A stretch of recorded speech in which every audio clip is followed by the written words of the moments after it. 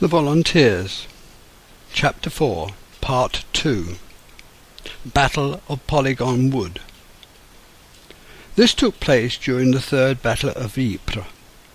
It started off on the morning of the 26th of September, and it was planned as a jumping-off point for a direct assault on the ridge that had as its focal point the village of Passchendaele. Much of the south side of the ridge had been captured by the 1st October by the British 2nd and 5th Armies.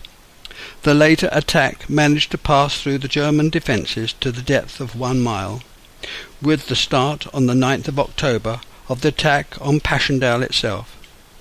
After 2 days of continuous and heavy rain, it was a grim business. It was almost impossible to comprehend how troops could continue in such conditions. There appeared to be no change to the strategy and tactics. The troops just had to carry on with the Battle of Flanders, capturing Passchendaele 3 days later. Battle of Pol Capelle, 10th of October. Whilst the battle for Passchendaele was being waged, another was in progress. Pol Capelle was proving to be a harder nut to crack, for it was a complete failure, with very little to show for the 13,000 casualties. The British 5th Army once again was being asked to create a diversion by attacking the forest of Malmaison and northeast of Pol Capelle. At first only slight gains were made. Later on the right flank succeeded in capturing the rest of Pol Capelle. The Third Battle of Passchendaele, and this was called, and still is called, the greatest martyrdom of the World War. The 4 divisions of Canadian Corps were transferred to the Ypres salient, relieving the Anzac Corps on the 18th of October. Ypres lies at the western end of a low-lying plain circled by woods and hills. It lies behind the front line by some 2 miles, and some 5 miles beyond, further east, is the actual village of Passchendaele. In between the town of Ypres and the villages of Passchendaele flow the river Isar. Dotted about are numerous canals and streams, all part of the field drainage system, all not much more above sea level, guarded by the Pommen redoubt. From the river the ground rises to the village of Gravenstraten, and there, further up the valley, perched on the heights, the village of Passchendaele, a gentle climb up to the ridge. It's important to picture all military attacks at that time were preceded by an artillery barrage. This was either a total stonk that could last for days, or a creeping barrage begun just before the battle to saturate the ground in advance of the attacking troops. The Ypres plain was like a basin. The river running through the centre had created water meadows on either side, making much of the grassland marshy. Past generations of farmers had built a series of canals, channels, ditches and watercourses to drain away the surface water to make the land productive, and naturally any breaking or damage of that drainage system would recreate the marsh. The weather was unexpectedly wet. It rained continuously. 3 separate attacks were planned, each given a day to achieve. The British 5th Army were to mount diversionary operations on the left, on the Pickham Ridge, and the 1st Anzacs on the right, non-Bochem. The start date was the 26th of October. The bombardment began on the 22nd of July, employing 3,000 guns, well in advance of the start date. This shell fire transformed the area into a pock-marked swamp 2 miles wide, full of quicksands capable of drawing man and horse beneath its surface. The 3rd Canadian Division kicked off, advancing up the northern flank towards Bellevue Spur. The 4th Canadian Division made for Decline Copse, and altogether the Canadians achieved their objectives, but were eventually forced back by repeated German counterattacks. The second stage, 4 days later, was to mop up what had not been cleared on the 26th, and secure a base on the Passchendaele crest. A number of strongly held farms were assaulted and captured, and by the 10th the Third Battle of Passchendaele succeeded, costing the Canadian Corps over 15,000 casualties in 16 days of hard fighting. The Battle of Cambrai. The Kensingtons took over the front line on the 12th of November. In support were the 3rd Londons, bringing up full battle equipment. This was the first battle to be ordered that was not preceded by an artillery bombardment. Headquarters had come to the conclusion that a pre-bombardment only alerted the enemy to an impending attack, allowing the German troops to retire from the front line, to return after the artillery had moved forward. On the eve of the battle, the 167th and the 169th Brigades were holding the front. Their task was to create a diversion, making it look as if they were the attacking party, using many different ploys to seek that effect. The 168th Brigade, including the Kensingtons, were in reserve, and when the battle began it became obvious that the ruse had been a complete success. The troops following the tanks penetrated the Hindenburg line on a wide front. The 36th Division on the right of the 56th advanced from Millencourt, and the 69th linked up with them later that morning. By the end of the day there was a large bulge in the line, 8 miles wide by 4 deep.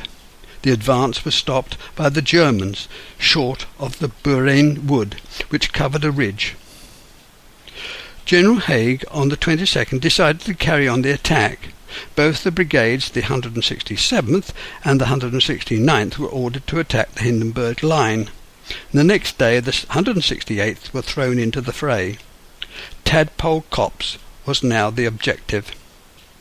The Kensingtons were led by Lieutenant Colonel Shaw in command, marching the brigade to Le Loubrecquer along the Cambrai road. The following night they took up residence vacated by the Rangers and the Fusiliers about the Louval Wood. The London Scottish was occupying the Hindenburg line, pushing their way towards Tadpole Copse. C Company of the Kensingtons started to dig a trench from the original front line to the crater. A Company took over defending the right flank. When the trench had been dug, C Company went to the rear to carry up battle stores. In the morning the rest of the battalion moved in to relieve the Fusiliers. The battalion was now in a confusion of trenches, dugouts and strongholds totally unknown to them. They could hear the Germans but couldn't see them. In the morning the Germans put in a determined attack, shelling the line, and it was clear the Germans would attack again. For the first time tanks were used. The attack started in the early morning with a large number of tanks, opening the way ahead for the infantry. Great advances were made, including a breaching part of the Hindenburg line defences. The heavy tank assault broke through the enemy lines into clear ground ahead, opening up a marvellous chance to forge ahead. But no reserves were available to take over the territory gained, and before anything could be arranged the Germans had once again sealed the breach and they counterattacked. In the end the battle was called off and the Germans retook all the ground that they had lost. The battle ended with a withering blizzard. The snow drove everyone below ground, and although the battle had only lasted 2 weeks, the figures for the casualties again leave the mind dazed to the stupidity of it all. 45,000 on each side. We took 11,000 prisoners and the Germans took 9,000. There was to be no more major attacks for the rest of that winter. The Third Battle of Passchendaele depleted the numbers of troops available to exploit the gains made at the Battle of Cambrai, which showed the capabilities of massed tank action. At the end of November, beginning of December, the Kensingtons were relieved by the Gordon Highlanders and Black Watch to take up a reserve camp at Millencourt. A few weeks later they were again at Balliol, south of Vimy Ridge, after a couple of days taken out of the line to celebrate Christmas 1917, back in Millencourt camp. On the 5th of December the Russian Bolsheviks agreed a truce, signing the Treaty of Brest-Litovsk on the 3rd of March 1918. The terms were high. Russia had given up Finland, Estonia, Latvia, Lithuania, Poland and the Ukraine. This allowed the Germans to move many of their troops to the Western Front, freeing up stocks of ammunition. By the 15th of February 1918, the Germans had 2 armies stationed to attack between Ypres and La Bassée, and 5 more between Arras and Reims. The Kensingtons, having handed over to the Scots, marched to the transport lines La Millencourt. After a week of route marches and wagon rides adjacent to Vimy Ridge, finally marched up to the ridge to the long communication trench leading down to the trenches in front of the village of Oppy. The following year, 1918, it became a well-known secret that the Germans were being strongly reinforced, that they were preparing for an offensive that would be against the Fifth Army.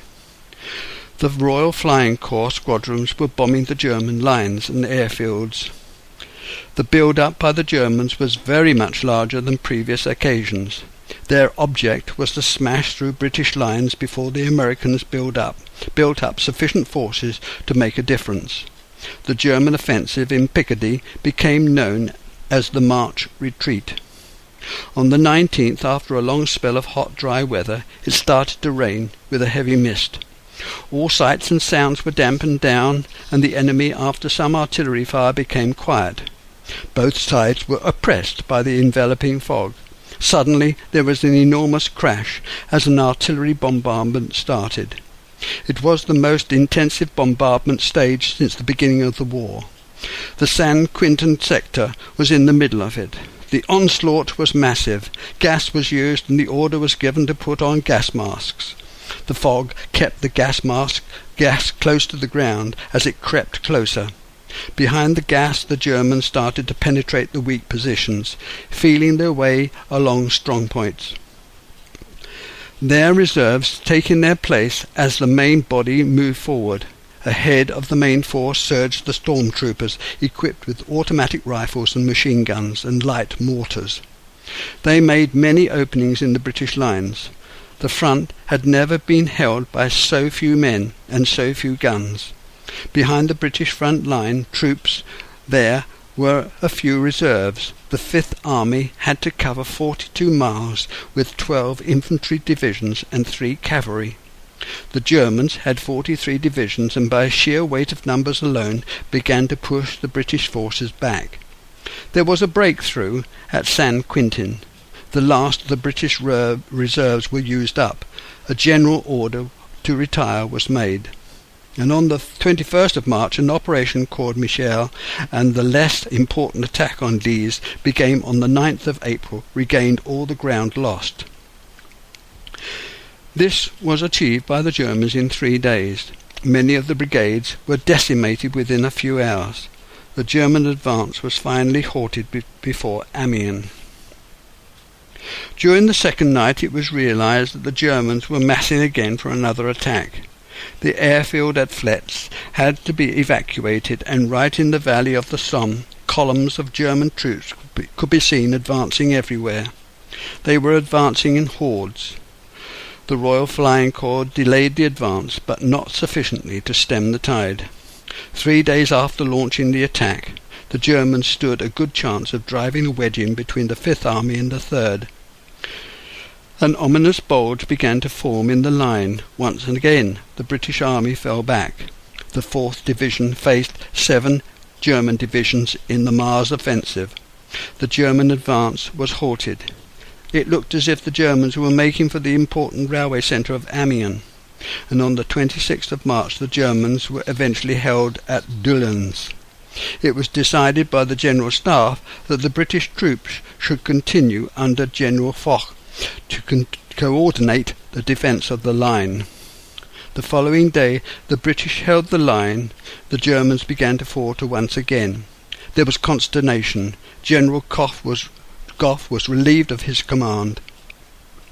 The magnificent fighting withdrawal left the Germans with extended lines to the extent it had to stop and regroup.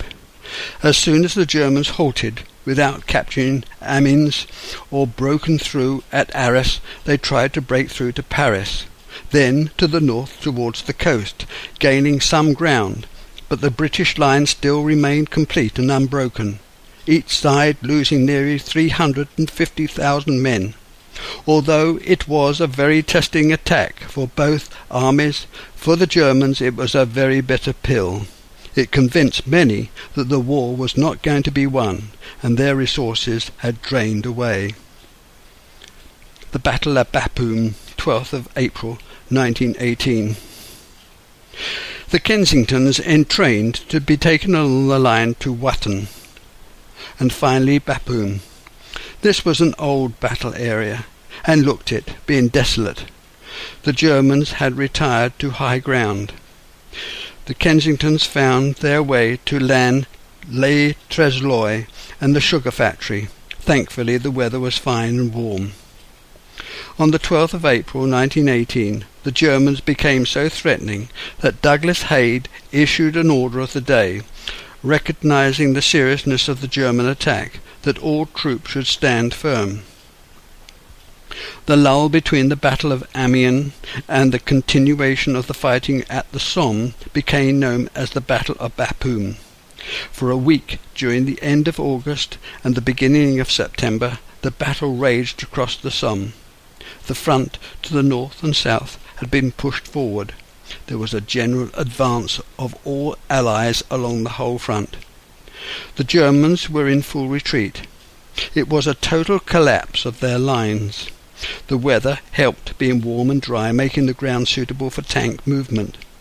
And Douglas Haig issued to all commanders instructions that contained in them an indication of intent that risks should be incurred as a duty, in which it was no longer to advance in regular lines but to take ground which was won or offered.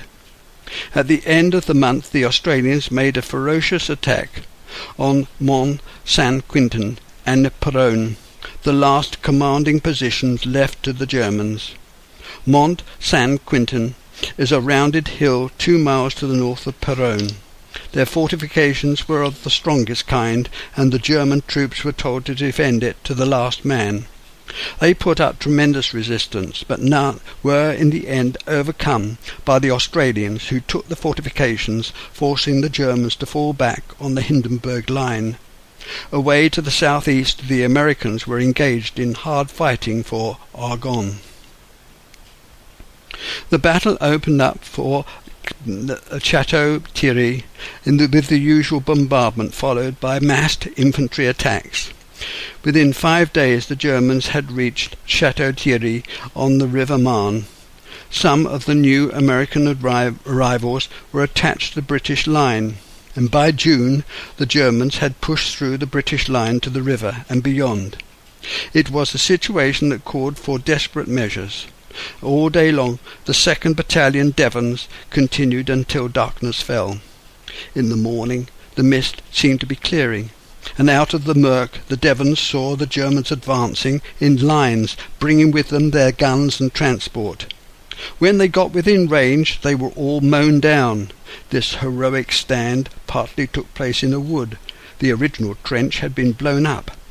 Taking up positions in another, they turned to face the Germans, who were so tightly packed together that they couldn't be missed.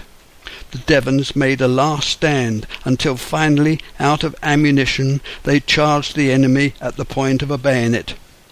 This triumphant last-ditch attempt to stop the Germans disrupted their offensive and sapped their will.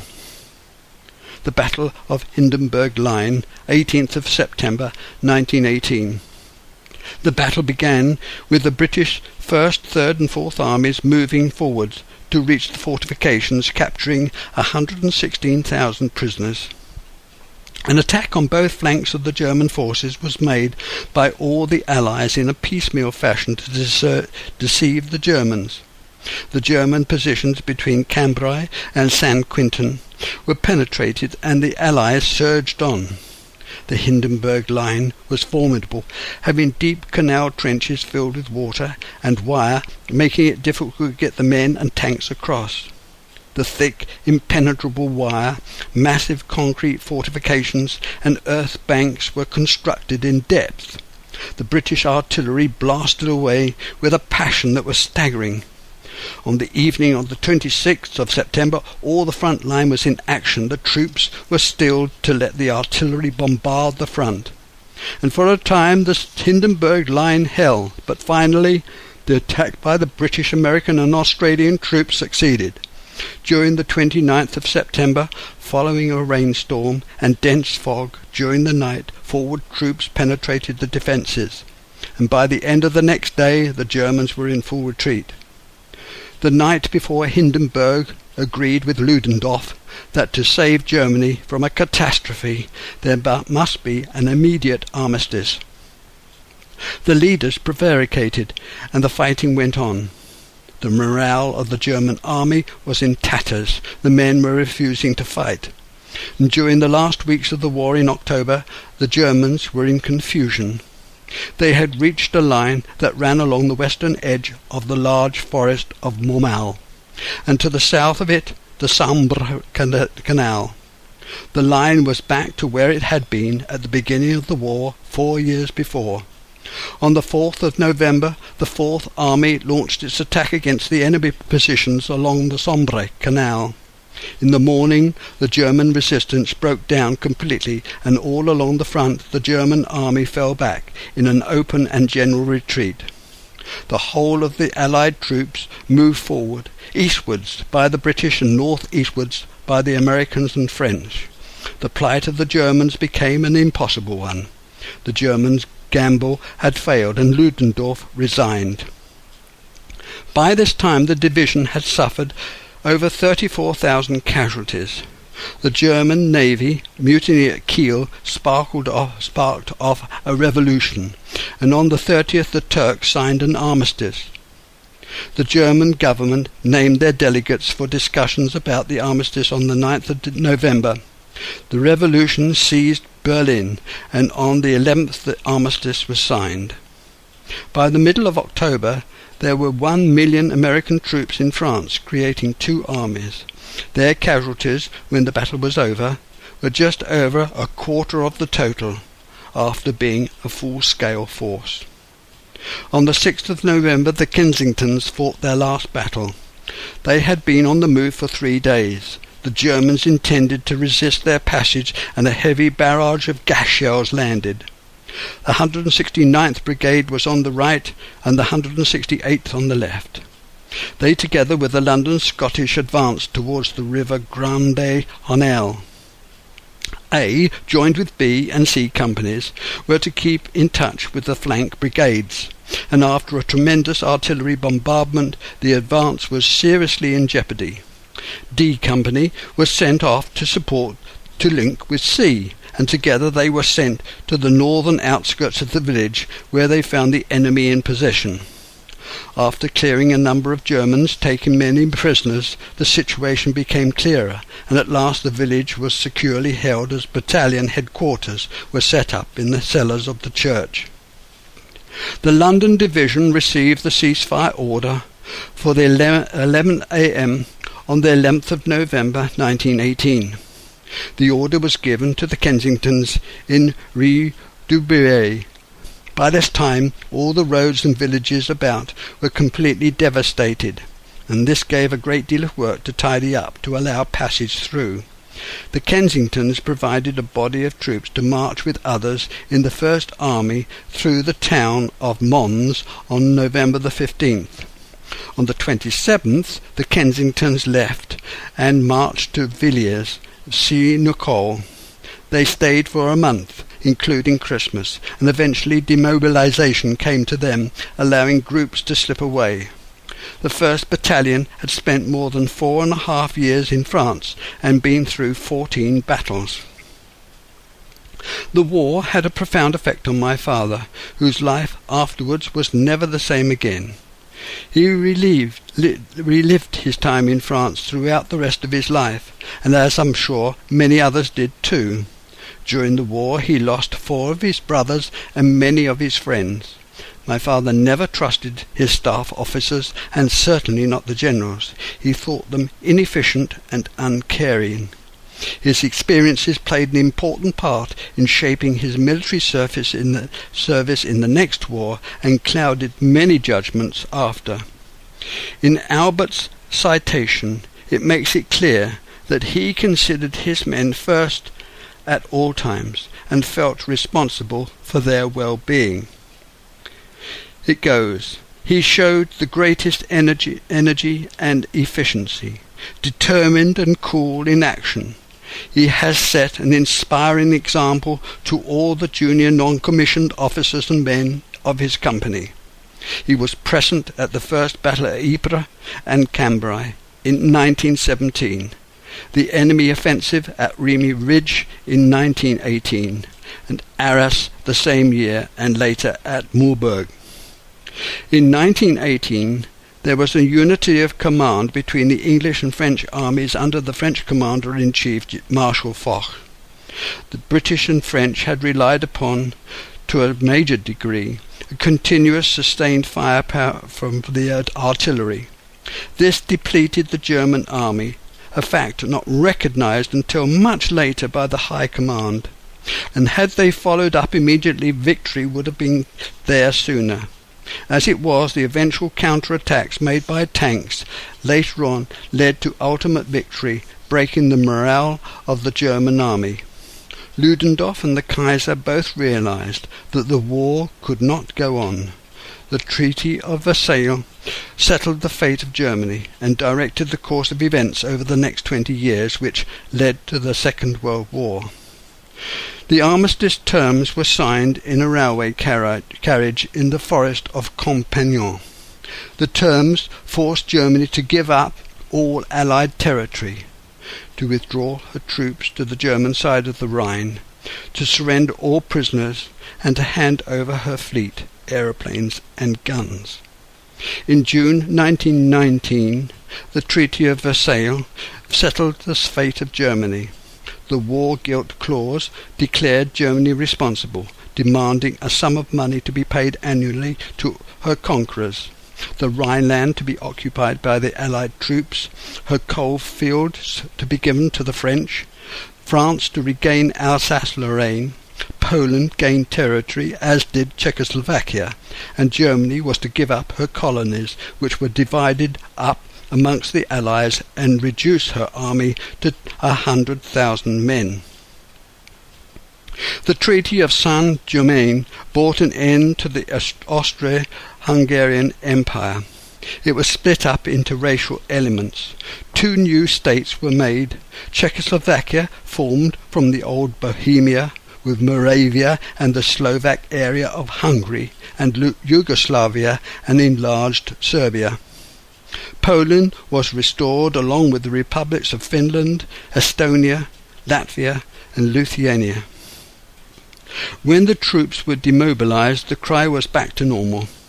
Lloyd George had promised Britain would become a land fit for heroes. A general election in 1919 retained the coalition party of mainly conservatives in power, led by Lloyd George. They remained in power until 1922. Unemployment was the most persistent problem.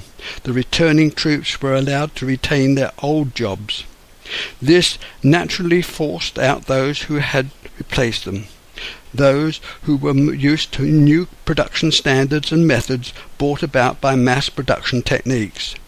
It also turned out most of the women who filled the jobs of the conscripted men. The men returning were 4 years older. Some had been promoted to senior ranks, given authority and responsibility. They found it difficult to cope with dissatisfied workers clinging to the shirt tails of trade union officials. Soon many began to feel disillusioned, believing that they had sacrificed much for a few to become rich. Industry began to feel the pinch as customers cut back. Factories lost their contracts for armaments, finding it hard to turn to peacetime products. Overseas customers had been neglected. The retooled factories had to compete with the then existing manufacturers. All this led to firms laying off workers. Unemployment soared, and an economic crisis loomed ever larger. The dole queues lengthened.